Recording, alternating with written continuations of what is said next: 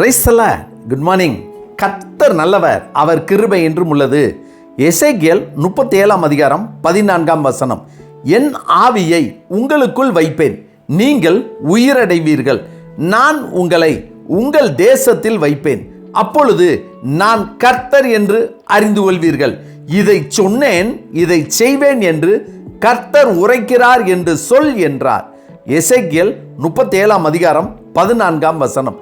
எசேக்கியேல் தீர்க்கதரிசி சொல்கிறார், கர்த்தருடைய கை என் மேல் அமர்ந்து கர்த்தர் என்னை ஆவிக்குள்ளாக்கி வெளியே கொண்டு போய் எலும்புகள் நிறைந்த ஒரு பள்ளத்தாக்கின் நடுவில் நிறுத்தினார். அந்த பள்ளத்தாக்கில் எலும்புகள் மிகவும் திரளாய் கிடந்தது, அது மிகவும் உலர்ந்திருந்தது. நான் கர்த்தருடைய வார்த்தையின்படியே, உலர்ந்த எலும்புகளே, கர்த்தருடைய வார்த்தையை கேளுங்கள், நான் உங்களுக்குள் ஆவியை பிரவேசிக்க பண்ணுவேன், அப்பொழுது நீங்கள் உயிரடைவீர்கள் என்று கர்த்தர் சொன்னபடியே தீர்க்க தரிசனம் உரைத்தேன். அப்பொழுது எலும்புகள் தன் தன் எலும்போடே சேர்த்து கொண்டு அவைகள் மேல் நரம்புகளும் மாமிசமும் உண்டாயிற்று. மேற்புறம் எங்கும் தோலினால் மூடப்பட்டது. மேலும் கர்த்தருடைய வார்த்தையின்படியே நான் அவைகளின் மேல் ஊதிய போது ஆவி அதற்குள் வந்தது என்றார். கர்த்தருக்கு பிரியமானவர்களே, இப்படித்தான் கர்த்தர் தம்முடைய ஆவியையும் தாயின் கருவிலே நம்மேல் வைத்திருக்கிறார். எதனால் கர்த்தர் தம்முடைய ஆவியை நம்மேல் வைத்திருக்கிறார் என்று பார்த்தோமானால், கர்த்தரே சொல்கிறார், என் வாசஸ்தலம் அவர்களிடத்தில் இருக்கும், நான் அவர்கள் தேவனாய் இருப்பேன், அவர்கள் என் ஜனமாய் இருப்பார்கள் என்று. ஆம், நாம் இந்த தேசத்தில் இருக்கவும் கர்த்தருடைய ஜனமாக இருக்கவும் ஆசீர்வாதத்தோடு வாழவும் தான் அவர் தம்முடைய ஆவியை நமக்குள் நம்மேல் வைத்திருக்கிறார். நம்முடைய வாழ்நாளில் எத்தனையோ முறை சோதனையும் வேதனையும் வந்தபோது நாம் வாழ பிடிக்கவில்லை என்று கூட நாம் வெறுப்போடு புலம்பிக் கொண்டு வாழ்ந்திருக்கிறோம்.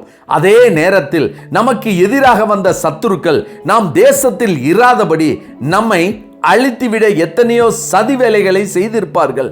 மேலும் இயற்கையின் சீற்றம், கொள்ளை நோய்கள் போன்ற சூழ்நிலைகள் எல்லாவற்றிலிருந்தும் கர்த்தர் நம்மை ஏன் காப்பாற்றினார் என்றால், கர்த்தருடைய வார்த்தை தான். அதாவது, என் ஆவியை உங்களுக்குள் வைப்பேன், நீங்கள் உயிர் அடைவீர்கள், நான் உங்களை உங்கள் தேசத்தில் வைப்பேன், அப்பொழுது நான் கர்த்தர் என்று அறிந்து கொள்வீர்கள். இதை சொன்னேன், இதை செய்வேன் என்று கர்த்தர் உரைக்கிறார் என்று சொல் என்ற வார்த்தை தான். எனவே அனுதினமும் நாம் கர்த்தருடைய ஜனம், அவரே நம் தேவன் என்ற உறுதியான நம்பிக்கையோடு, விசுவாசத்தோடு, அவருக்கு பிரியமாய் ஆசீர்வாதத்தோடு அவர் நமக்கு கொடுத்த தேசத்தில் வாழ்ந்து சுகித்திருப்போம். ஆமென். ஜெபிப்போமா? சர்வ வல்லமை உள்ள சேனைகளின் தேவனாகிய கர்த்தாவே, எங்களுக்குள் எங்கள் மேல் உம்முடைய ஆவியை வைத்திருக்கிறவரே, உம்மை நன்றியோடு நாங்கள் துதிக்கிறோம். கர்த்தாவே, நாங்கள் உமக்கு பிரியமாய் இந்த தேசத்திலே வாழ்ந்து சுகித்திருக்க நீர் சொன்னபடியே, நீர் கட்டளையிட்டபடியே எங்களை ஆசீர்வதிக்க வேண்டும் என நாங்கள் ஜெபிக்கிறோம். கர்த்தாவே, இந்த நாளை நீர் எங்களுக்கு கொடுத்ததற்காய் நன்றி.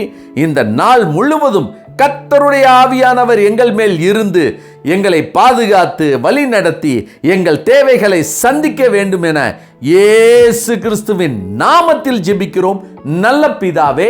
ஆமேன், ஆமேன். கர்த்தர் நல்லவர், அவர் கிருபை இன்று முழுவதும் நம்மோடு கூட இருப்பதாக. ஆமேன்.